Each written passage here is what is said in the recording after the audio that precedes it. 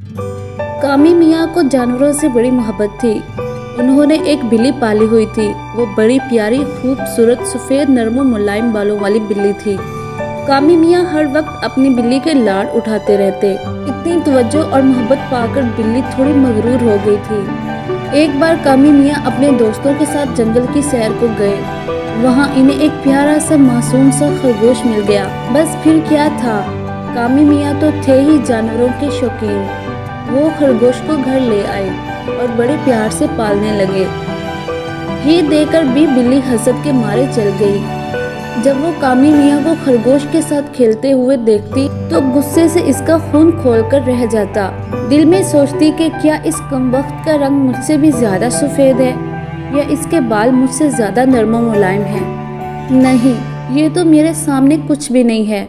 कभी कामी मियाँ घर से बाहर जाते तो भी बिल्ली को मौका मिल जाता। वो बेचारे खरगोश को डराने के लिए खूब खराती और अपने तेज नाखूनों से इस पर हमला करने की कोशिश करती। ऐसे में खरगोश कोने में छुपकर अपनी जान बचाता और इसका नन्हा सा दिल खौफ से कांप उठता। बाहर सख्त गर्मियों का मौसम था। सब घर वाले अपने अपने कमरों में दोपहर के खाने के बाद सो रहे थे और बिल्ली साहिबा सेहन में आराम फरमा रही थी।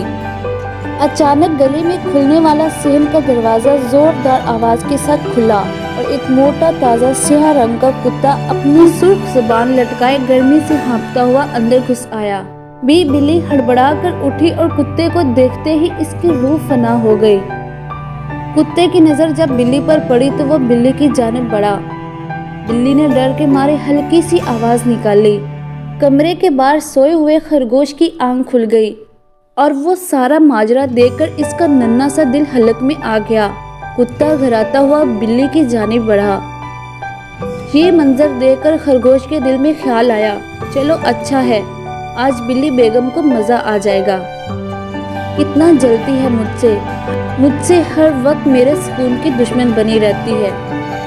आज इसे पता चल जाएगा। मगर फिर अचानक इसके नेक फितरत ने इसके दिल को समझाया कि चलो जैसी भी है मेरी साथी है, मुझे इसकी मदद करनी चाहिए। ये सोचकर खरगोश जल्दी से कामी के कमरे में गया और कामी को जगाया। नन्हा खरगोश कामी को बाहर सेहन में लाया और कामी ने जब कुत्ते को देखा तो उसने कुत्ते को भगा दिया।